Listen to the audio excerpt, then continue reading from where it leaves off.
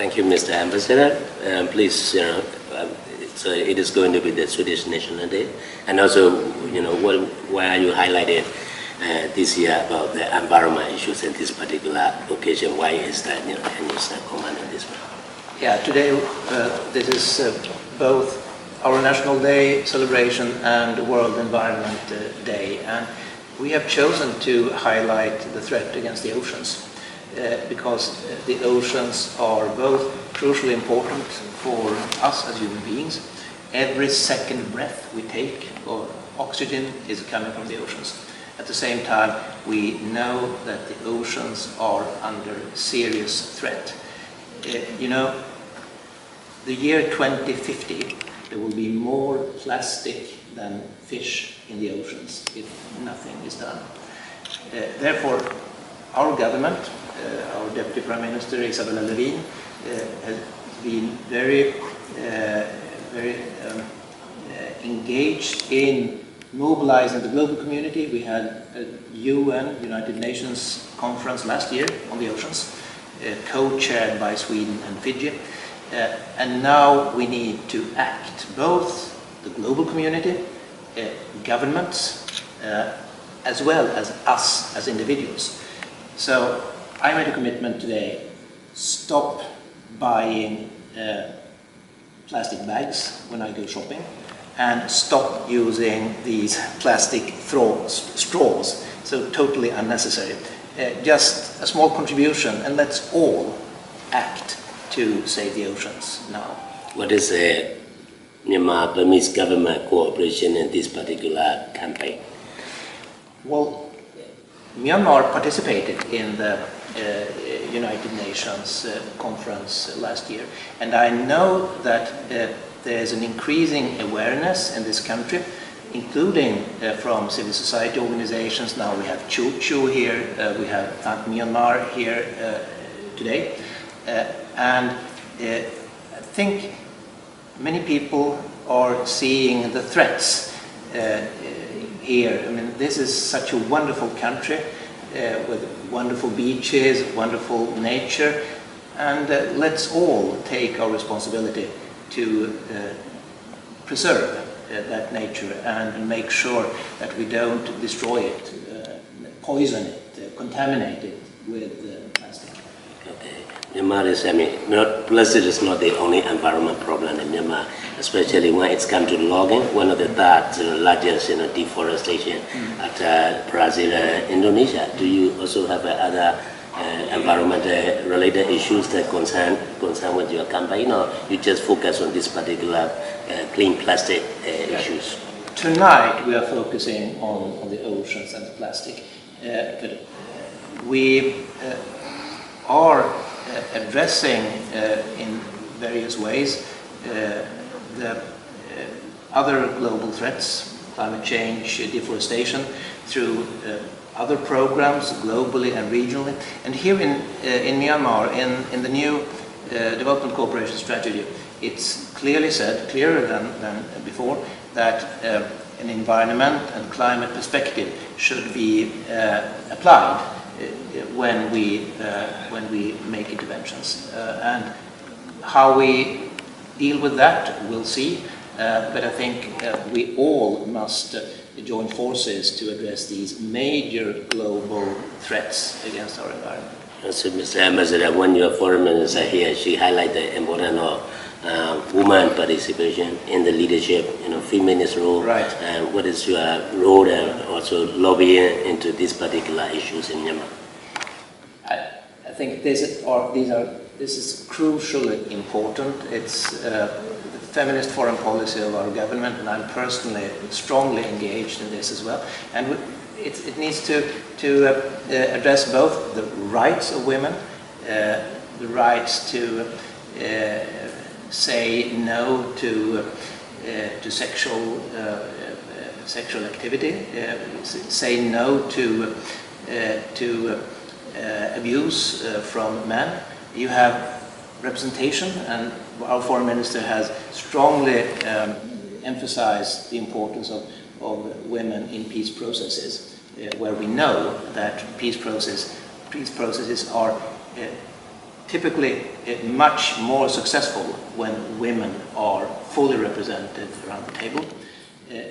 So representation and then resources. We know that women have much less access to financial resources, in spite of the fact that they are often doing much more of the work than men. So this perspective will be as before, very present in the Swedish development cooperation here in Myanmar. And I would especially like to highlight the sexual and reproductive health and rights, because here there is so much more to be done. We will focus on youth, not least. We have been very active already in the health sector through the 3MDD program, but we'll be even more now addressing sexual and reproductive health and rights. So Mr. Ambassador, we know that Sweden has a long history of press freedom, and also Swedish development aid, involve quite a lot of media development, especially the RTI, rights to information law, and many other independent media development of the independent media. Can you say something? What is the progress, and what are your engagement on these particular issues? Well, first of all, we have this long history of support to media freedom, independent voices in Myanmar. Then now we have continued in this new political environment after the democratic transition. We have continued and tried to also encourage the new government, the NLD government, to follow through. And we will continue to convey that message. We have been concerned when we have seen moves in the opposite direction, when critical voices or peace movements have been charged for just freely expressing their views. And we strongly encourage Myanmar to move in the direction of modern democracy with press freedom, modern right to information legislation, as you mentioned, where I know that there are preparations ongoing in Myanmar, and I can tell you that our experience there is that that is one of the best tools to fight corruption. Transparency is the way to fight corruption, and right to information is the way to secure transparency. And we are here, we'll continue to be here as a partner to Myanmar, both in cooperation with media actors, with civil society, and also, again, encouraging government to move in the direction that was outlined previously. You rightly mentioned that new president, Winning, mentioned 3 times about media role. One is the role of media, one is a fight against corruption, need to work together with media, and the last one is to promote human rights through media. What needs to be done, especially in this particular area, in your opinion, about the role of the media, especially fighting against corruption? Well, primarily on that issue, I think first you need to, in all countries, and I've been advocating for this in many countries where I've been posted, you need to make sure that you get a well thought through right to information legislation enacted and implemented, so that investigative journalists can get information, can scrutinize government and people in power, and address wrongdoings. Then you can expose wrongdoings, but you can also effectively prevent it. Secondly, you must make sure that investigative journalism is encouraged and not intimidated. Here there have been steps where we have highlighted steps in the wrong direction, and I think that's not only bad for press freedom, but it's also, I think, governments doing that, in the long term, they damage the fight against corruption, because free, independent, investigative media is the best way to expose wrongdoings.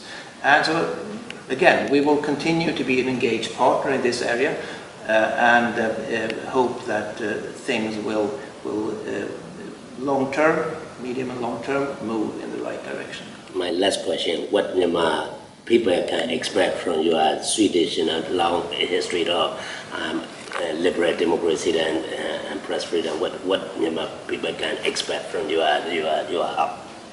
Well, first of all, you can expect our long-term commitment as a dedicated friend to the people of this wonderful country, using these experiences, like the experiences from 250 years of developing free media, but also our experiences of empowering women during our move towards democracy, and our experiences of free, independent civil society, critical voices, inconvenient voices, how important they were, be it trade unions, be it women's organizations, be it free churches. You had this kind of diversity.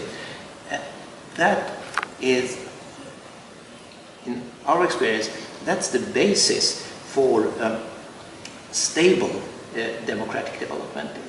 Democracy isn't only about elections. Democracy is about freedom of expression, about free civil society, about people daring to challenge authorities. And we bring those experiences as a dedicated friend.